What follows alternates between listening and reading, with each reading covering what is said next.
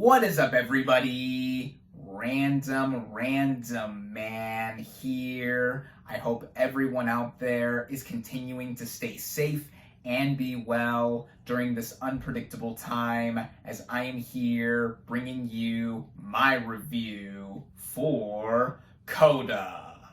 Now, the plot of this drama basically follows Ruby, played by Emilia Jones, a teen CODA, which stands for Child of Deaf Adults, with her being the only hearing person in her deaf family. And when her family's fishing business is threatened, she is torn between pursuing her love of music and her fear of abandoning her family. Going into this movie, I was definitely looking forward to seeing it, as I heard a lot of buzz about it coming out of the Sundance Film Festival, where it premiered earlier this year. In fact, it was the big winner of the festival, winning 4 awards there, including the U.S. Grand Jury Prize, which is the festival's top award, the Audience Award, a Special Jury Ensemble Cast Award, and Best Director for its director, Sean Hayter, all within the U.S. Dramatic Competition categories. And quickly after the movie premiered at Sundance, Apple acquired the distribution rights for it for a record-breaking $25 million.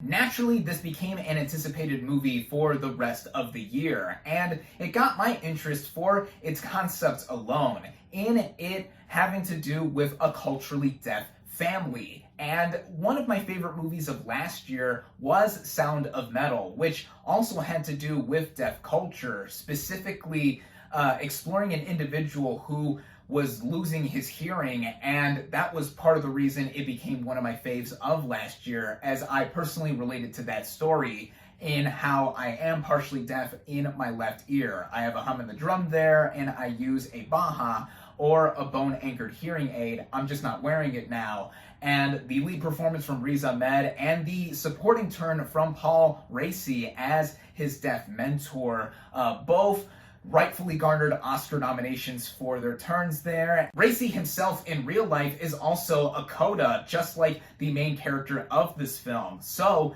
this being a movie all about that kind of person definitely bolstered my interest. I was actually lucky enough to be able to access a free early virtual screening of this movie, and today, at the time I am recording this, is my birthday. Yes, happy 24th birthday to me. This was a nice little last-minute gift for myself to be able to get an early review for this film out there. And without further ado, starting out with the cast and their performances, we have Emilia Jones as the title CODA, Ruby. Now, I think that Jones gives a star-making performance here. As Ruby, Jones has to carry the weight of her character on a lot of her shoulders, for how, on the one hand, her character is, again, the only hearing member of her family and is basically the official interpreter / go-between with her family and the hearing world, and also her having discovered a passion for music, specifically singing, and she has a great voice, but she fears that if she goes off to music school, she will leave her family behind. It is that internal / external struggle that Ruby faces that makes the performance by Jones something that jovially livens this movie up, both in a lot of the lighthearted moments and even some of the more down and dour moments that have her facing a lot of drama within her family and just everything else going on in her life. The rest of the supporting cast, I think, give some superb turns here as well, such as Eugenio Derbez, órale, fellow Mexicano, as the eccentric music teacher of Ruby, who encourages her to pursue music school when she joins his choir club. Derbez brings out a lot of this movie's humor, which is likely a given for how he is a talented comedian, and yeah, he had me laughing a lot across this movie. We also have Ferdia Walsh-Pilo as Miles, a fellow classmate to Ruby, who I haven't seen in anything since Sing Street back in 2016, and whoa, this dude has certainly grown up a lot, and in that movie, focusing on music as well. He sang really well and here retains his skill vocally in this film. Then we have Ruby's family, all of whom are played by deaf performers. Her dad is played by Troy Kutzor, her mom is played by Oscar winner Marlee Matlin, and her older brother is played by Daniel Durant.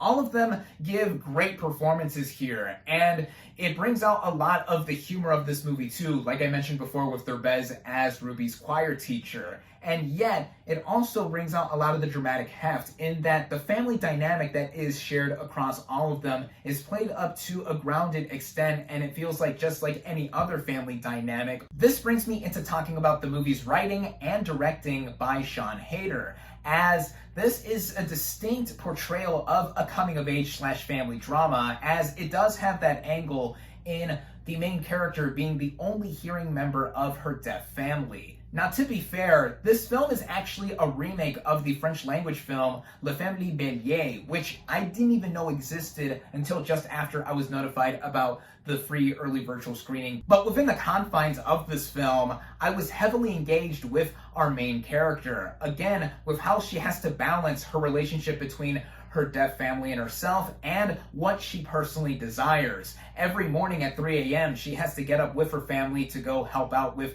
their fishing business, also having to deal with getting stiffed by those that take a lot of their profit. And then with her balancing school and what she wants to do with her future involving singing, there's a lot here. It all came off in a believable manner to me. In fact, Jones took voice lessons and learned American Sign Language / ASL 9 months prior to filming, so this adds on to her proficient performance here. Though this movie isn't all about the drama throughout. There are moments of levity here and there, as I mentioned, with this movie having humor across it. And this specifically has to do with a lot of moments that either are situational or just having to do with some of the personalities presented here. For example, Ruby's dad had me laughing a lot with how expressive he was and just how he was further embarrassing his daughter at times. And there is also just a lot of heart with this movie too. Naturally, given that this is a family drama, even with there being shifts in the relationship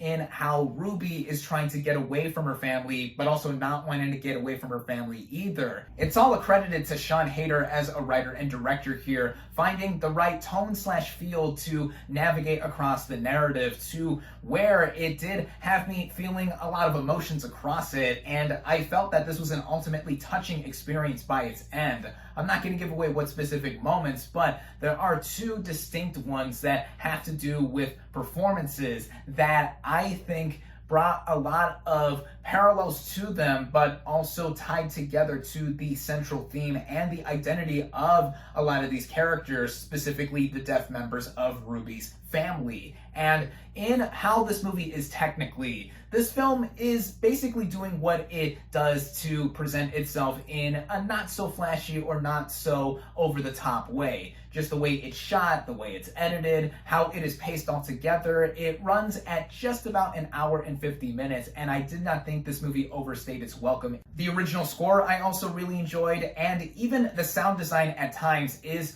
worth mentioning here for how the perspective of Ruby's deaf family is integrated with the narrative, but I don't want to give away what that entirely entails. And in speaking of a moment that I don't want to give away with this film, this has to do with one issue I have. Again, no spoilers, but it has to do with a specific character decision that led to a ramification within the story that seemingly got solved by its end. It's not followed up on properly, and it's left to be resolved, I guess, off screen. But that is minor to what the bigger picture of this movie is as a whole, as I, for one, found myself really invested and choked up by this movie's end. I'm a sucker for these kinds of movies at heart, and I guess one could say that this movie doesn't have that many surprises with it in going along with the convention of a coming-of-age / family drama. But with what it is specifically portraying and the overall messaging it has. It's a real crowd pleaser, if there ever was one in this year of film, and it spotlights a community of people that are getting more and more exposure cinematically. For those interested in this movie conceptually, or just from hearing the buzz about it ever since it premiered at Sundance this year, this film will begin playing in theaters and streaming on Apple TV Plus this Friday, August 13th. So if you have the means to do so, by all means. And of course, I implore you to, as I loved CODA. This is one of my favorite films of the year thus far. I highly recommend it. My final verdict for CODA is 4.5 out of 5 stars.